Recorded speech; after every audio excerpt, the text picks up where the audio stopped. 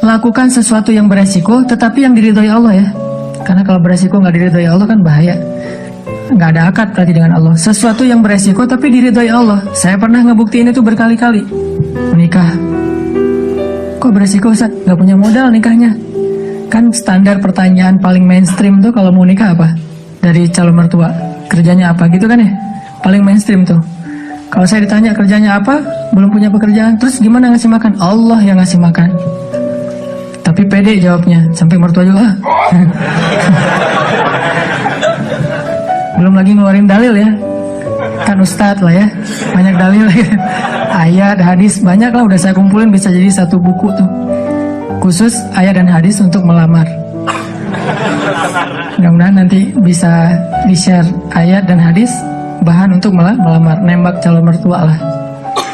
Pak, itu ada tuh hadis ya. Cuman saya agak-agak ragu nih bunyinya kayak gimana tuh, kurang lebih sih yang pernah saya dengar dari ustadz nih hadis sahih loh Pak. Kalau datang seorang pemuda yang baik akhlaknya gitu kan ya, jangan ditolak. Itu saya pernah dengar, Bapak pernah dengar? Pernah sih. Nah gimana Pak? Saya beres langsung urusan. Masa dia mau nolak hadis kan ya? Ingkar sunnah tuh udah jadinya bahaya. Duh jangan pakai hadis deh dan segala macam. Nggak mungkin dia ngomong kayak gitu. Nikah tuh nggak punya modal tapi ya bismillah aja lah. Gambling kan. Masa saya mau taat kepada Allah dibiarin telantar kan nggak mungkin. Kan menikah itu untuk taat kepada Allah kan. Gua hawa nafsu. Emang hawa nafsu. Masa nikah nggak pakai hawa nafsu? Ini ada yang keliru di masyarakat kita. Katanya nggak boleh menikah karena hawa nafsu. Bukankah nikah itu adalah solusi buat hawa nafsu? Oh nikah tuh nggak karena Allah tuh, karena nafsu. Nggak berbenturan dua hal ini. Tapi kalau dia menikah karena hawa nafsu dan ingin menghalalkan dengan terhormat hawa nafsu itu namanya karena Allah. Nggak ada cerita karena Allah berarti nggak melibatkan hawa nafsu. Nggak kayak gitu sih bahasanya. Sama kayak kita kerja nih. Lo kerja karena pengen gaji itu bukan karena Allah. Pengen gaji dan karena Allah itu nggak berbenturan. Kenapa kita pengen gaji? Karena kita pengen mendapatkan rezeki yang halal dan menafkahi keluarga. Dan itu semuanya karena Allah. Jadi nggak dibilang, gue jangan mengharapkan gaji, harapkan pahala. Pahala itu salah satunya gaji. Karena pahala dalam bahasa Arab nggak ada pahala, yang ada al-jaza, al-ajru. Al-jaza itu artinya balasan, al-ajru itu artinya upah. Upah itu bisa dalam bentuk kesehatan, bisa dalam bentuk materi uang, bisa dalam bentuk kebaikan di akhirat, bisa dalam bentuk terhindar dari api neraka, dan seterusnya. Itu al-jaza, al-ajru. Termasuk mendapatkan hak kita dalam sebuah pekerjaan. Nggak masalah mengharapkan, saya kerja di Telkomsel, kenapa? Gajinya gede. Nggak apa-apa. Selama yang kita dapatkan itu halal. Tapi kalau yang kita kejar gaji gede dan syubhat, apalagi haram, itu bukan karena Allah. Termasuk menikah. Menyalurkan, kenapa kamu menikah? Karena saya pengen menyalurkan kebutuhan biologis saya secara halal. Wah, nggak karena Allah nih, nafsu nih. Emang nafsu, emang kenapa? Bukankah Allah mengatakan litaskunu ilaiha? Apa arti litaskunu ilaiha? Supaya tenang, supaya jadi nyaman, gejolak di dalam diri kalian dengan cara kepadanya. Itu bahasa. Dan di Al-Mu'minun juga dikatakan, walladzina hum li furujihim hafizun. Kalau nggak bisa hafizun, maka dia salurkan. Gimana cara nyalurinnya? Dua. Illa ala azwajihim. Yang kedua nggak usah dibahas. Yang satu aja. Illa ala azwajihim, kepada istri mereka. Bukan istri mereka, istri-istri mereka.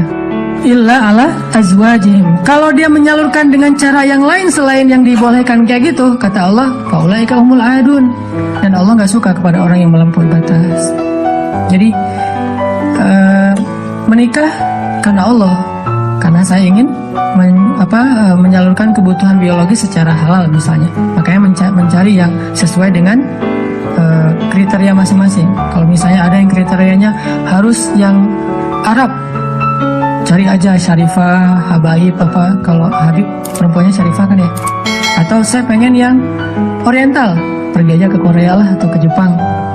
Saya pengen yang misalnya etnik, nah, bisa di Indonesia misalnya. Ini mas selera, nggak masalah. Bukankah Nabi justru mengatakan memilih perempuan itu yang pertama justru fisiknya?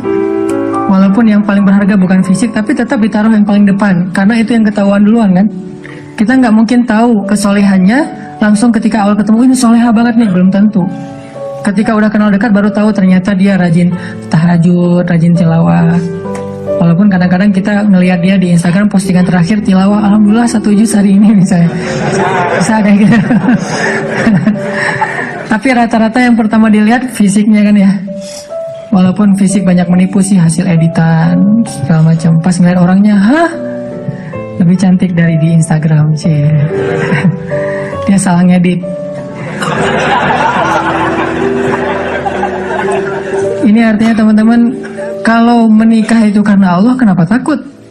Bukankah Allah sendiri berjanji kalau mereka fuqara, apa arti fuqara?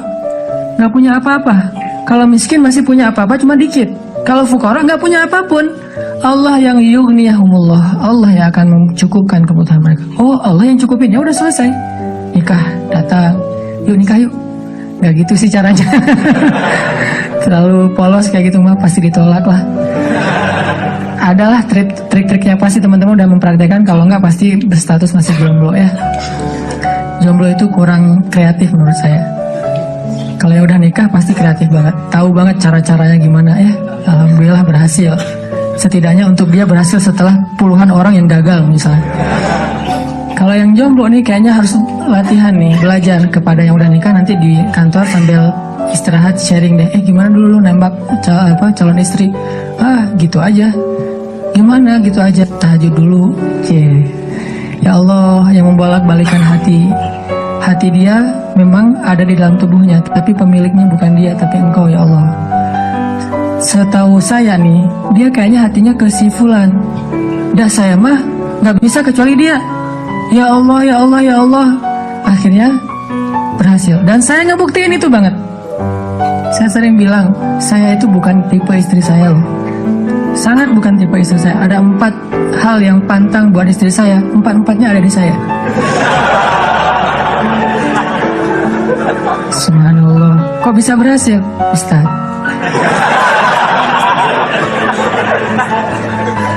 Dia berdoa, ya Allah, jangan itu, jangan itu, jangan itu, jangan itu. Saya cuma berdoa sekali, ya Allah, please yang itu. Ternyata tiba-tiba ya, kelepek-kelepek, nggak berhasil dia. Saya tanya, kenapa kamu milih saya? Bukankah 4-4-nya ada pada saya? Pertama, nggak mau orang Sumatera. Katanya orang Sumatera itu keras. Saya dulu orang Sumatera itu keras. Orang Aceh, Sumatera, kuliah di Mesir. Nggak Mesir mah, Sumateranya Arab. Kan Arab juga ada Sundanya, ada Jawa ya. Sundanya Arab itu kayak Yaman. Itu Sundanya Arab, lembut-lembut. Sampai Nabi sendiri mengakui kan, orang Yaman itu hatinya lembut. Kalau Jawanya Arab itu yang ulet gitu kerja itu Palestina. Karena Palestina itu terkenal dengan keteguhannya. Tapi kalau Sumateranya Arab yang ngomongnya keras gitu, belak-belakan, spontannya luar biasa, itu Mesir banget. Di Mesir nggak ada ceritanya kita nunggu damri, itu nggak ada. Yang ada ngejar damri. Kita nunggu di halte, damri ngeliat kita makin iseng tuh, dicepetin. Mahasiswa cepat begitu. Kita lari ngejar. Yang nggak biasa naik damri itu mahasiswa Malaysia, karena mereka kan beasiswa dari kerajaan, sehingga dianjurkan jangan naik damri, naik taksi. Tapi kadang-kadang mereka kehabisan duit juga naik damri. Begitu turun berlawanan arah itu ngegelundung tuh. Kita di atas ketawa-ketawa aja, Malaysia. Bukan negaranya ya, orangnya karena terbiasa naik taksi, naik MRT. Dan kita mah damri, dusak-dusakan. Kalau udah ramai di dalam damri marah-marah, sallu ala nabi, udah sallallahu alaihi wasallam. Cara paling sederhana mendamaikan orang di Mesir itu suruh salawat. Humar segala macam. Mereka kalau ngomongnya kasar tuh menyebutnya humar, keledai. Karena keledai itu kan simbol hewan yang bodoh di Al-Quran kan. Ya humar gitu dan segala macam. Humar, sallallahu ala nabi, sallallahu alaihi wasallam. Mulai lagi gitu. Tapi pas salawat mereka bisa cooling down dulu dikit. Saking menghargai Rasulullah ya. Kadang-kadang ada juga yang sambil marah. Sallallahu ala nabi, sallallahu alaihi wasallam. Di Mesir, orang Sumatera kuliah di Mesir, kebayangan. Udah Sumatera itu mungkin agak keras, kuliah di Mesir. Jadi wataknya tuh terbentuk dengan 2 negeri. Alhamdulillahnya ketemu orang Jawa yang mungkin beda banget dengan Sumatera. Nggak mau dia orang Sumatera. Saya Sumatera. Sumatera Aceh pula. Dan Aceh di tempat markasnya GAM. ACPD, dan itu kan gam dulu banyak di situ ya. Terus yang kedua nggak mau yang kulitnya dof.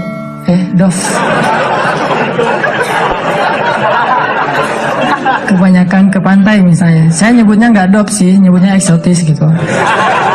Ketiga, nggak mau yang berewokan. Nggak usah tanya kenapa. Keempat, nggak mau anak pesantren. Ini juga nggak tahu kenapa nih. Empat-empatnya ada di saya nih. Ya Allah, please jangan itu. Ya Allah, saya pengennya itu. Kuat-kuatan doa. Ternyata doa saya lebih diijabah. Tadi kan, Ustaz. Pas ketemu sama dia, kenapa kamu mau sama saya? Padahal empat-empatnya ada di saya. Karena kamu punya yang kelima. Apa? Hati kamu. Nggak gitu sih ngomongnya. Yang jujurnya bukan itu mah versi jaim ya. Kalau versi jujurnya, kenapa? Karena kamu pelet gitu ya. Peletnya pakai apa? Pakai Al-Quran. Begitu ketemu, Bismillahirrahmanirrahim. Ria-ria dikit lah. Tapi ria untuk kebaikan kan, biar dapat seseorang yang sesuai dengan isi hati. Ngeklik langsung, ya Allah, berhasil. Dan setelah itu, biarin Allah aja yang ngatur. Mau kerja apa, mau tinggal di mana. Ternyata alhamdulillah saya ngerasain justru rezeki itu Allah mudahin setelah menikah. Dulu awal-awal saya datang ke Bandung, kita ngontraknya itu di rumah yang tempat pembuangan sampah di Tegalega tuh, di salah satu lapangan di Bandung, di pojok Tegalega itu ada pembuangan sampah. Kita tinggal di situ. Paling murah soalnya di situ. Mulai saya usaha nerjemahin buku, nggak ada yang mau nerbitin. Terjemahannya jelek katanya. Ya udah deh. Mungkin bukan terjemahannya yang jelek, lihat muka saya dia sebel. Banyak orang yang lihat muka saya tuh sebel, termasuk tadi calon istri saya pertama ngeliat muka saya, apaan sih nih orang kayak gini banget. Sekarang kok gini banget ya kamu. Tuh terjemahin buku nggak bisa. Akhirnya saya nulis buku sendiri, karena nggak bisa nerjemahin, nulis aja sendiri. Capruk aja pokoknya, nulis apa yang bisa ditulis. Ditaruh ke penerbit juga nggak ada yang mau nerbitin. Ada satu-satunya penerbit yang mau nerbitin, katanya royaltinya sedikit banget dan bayarnya setahun sekali. Bayangin, royalti setahun sekali, sedikit sekali lagi tuh. Akhirnya saya terbitin sendiri, jadi penerbit, jadi direktur, jadi penulis, jadi kuli. Angkat buku pakai kotak Marlboro, lintasin Jalan Soekarno-Hatta, ngirim ke Sumatera, Kalimantan. Pelan-pelan akhirnya usaha nambah dari penerbitan ke jual pulsa. Jadi saya dulu pernah jadi vendor gitu sih, bahasa kerennya vendor Telkomsel gitu ya. Saya tuh jual pulsa, ada 60 cabang pulsa di Bandung sebelum ada di Alfamart dan Indomaret. 60 cabang pulsa. Terus nambah lagi ke jual beli mobil second, beli jual dikira orang kaya banget, padahal gonta-ganti aja karena emang dijual. Tapi yang harga murah di bawah 100 juta, bukan yang mobil-mobil mahal. Terus coba-coba di properti. Ternyata Allah mudahin setelah menikah. Karena kenapa? Allah yang janjiin. Allah nggak mungkin ingkar janji. Gambling dikit lah di awal. Tapi di tengah dan di akhir kita akan melihat banget gimana Allah nunjukin kebenaran janji-janjinya.